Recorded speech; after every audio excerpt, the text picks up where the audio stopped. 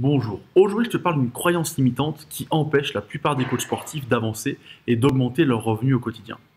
Cette croyance limitante, c'est le fait de penser que des tarifs bas vont t'amener plus de clients. Dans cette vidéo, je vais te montrer pourquoi c'est faux, comment tu dois agir pour avoir des tarifs plus hauts et trouver des clients, et je vais même t'expliquer pourquoi l'inverse est plus vrai. C'est-à-dire que mettre des tarifs plus élevés va te permettre de trouver des clients beaucoup plus facilement finalement.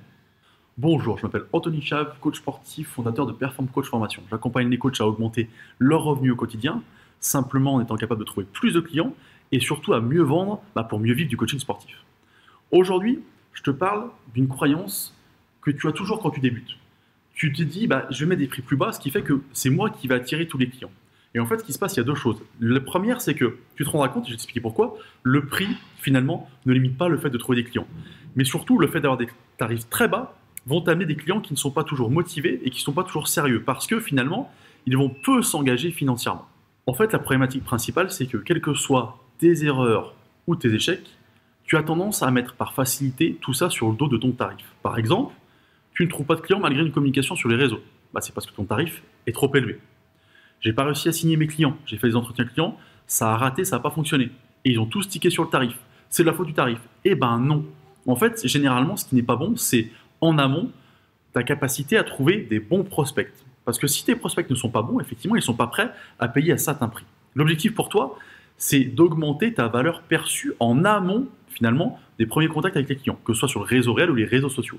Le fait d'avoir une valeur perçue plus élevée, c'est-à-dire de faire comprendre que ton service amène des résultats, amène un mieux-être et surtout amène des vrais résultats par rapport à ce que les gens recherchent, perdre du poids, plus avoir mal au dos, du coup, va permettre de leur montrer que la valeur perçue de ce que tu fais est importante. Et donc, ils seront prêts et ils accepteront de payer plus cher.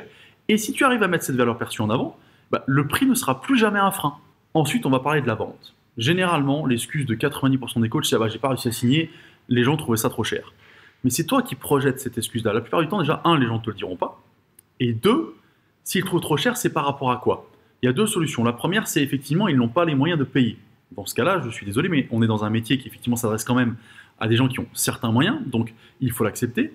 Et deuxièmement, c'est des fois qu'ils n'ont pas envie de mettre les moyens par rapport à ce que tu leur as proposé. C'est-à-dire qu'eux, ils se disent, ce qu'il m'a proposé, ce qu'il me vend, ne vaut pas ce prix. Je ne suis pas prêt à payer ce prix pour ça. C'est pour ça qu'il faut avoir des bons prospects qui sont prêts à passer à l'action. On appelle ça que la douleur soit présente. C'est-à-dire que quelqu'un qui a envie de perdre du poids, s'il a envie de perdre du poids, mais bon, voilà, ça va, il ne va pas être prêt à payer. Quelqu'un qui veut absolument perdre du poids, par exemple, tu vois, il approche de ses 40 ans, j'ai eu l'exemple il n'y a pas longtemps, et il veut absolument perdre du poids pour ses 40 ans. La motivation est là, donc il va passer à l'action. J'allais dire, quel que soit le tarif. Donc, il faut que tu sois capable de trouver les bons prospects. Et ça, c'est ta communication qui va t'amener des prospects qu'on appelle chauds et qui sont prêts à passer à l'action. Et du coup, pour en revenir à la vente va être bien plus facile. Il va falloir placer les bons éléments de valeur perçue pour justement être capable d'amener derrière le fait de valider le tarif pour l'accompagnement et surtout pour les résultats que tu vas proposer. Et c'est ça qui fait la différence. Un point pour terminer. Les gens qui ont certains moyens financiers, qui sont habitués à dépenser de l'argent, si je peux me permettre cette expression, du coup sont aussi habitués à associer tarifs élevés et prestations de qualité.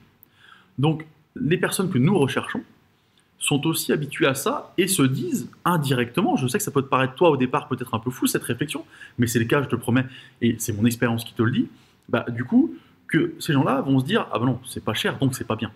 Alors que si c'est un prix élevé, tout de suite, ils vont associer ça avec « c'est bien ». Finalement, quelles que soient tes capacités ou tes compétences.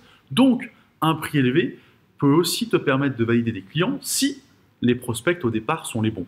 Et ces prospects-là, je le dis et je le répète, sont possibles dans toutes les villes de France et où que ce soit, où que tu habites. Parce que l'autre excuse au-delà du prix, c'est souvent « j'habite pas au bon endroit ». Et ça, c'est complètement faux. Arrête de te chercher des excuses, passe à l'action, forme-toi. Et si tu veux savoir comment trouver des clients chauds, des prospects prêts à mettre le prix et comment vendre tes prestations correctement, le lien est juste en dessous. Pour un accompagnement avec Perform Coach, on partira de ce que tu fais actuellement et on modifiera ce qui me semble important pour arriver à ces objectifs-là et on gardera ce que tu fais déjà bien. Et surtout, on s'entraînera ensemble pour que tu aies enfin des résultats sur tes entretiens clients.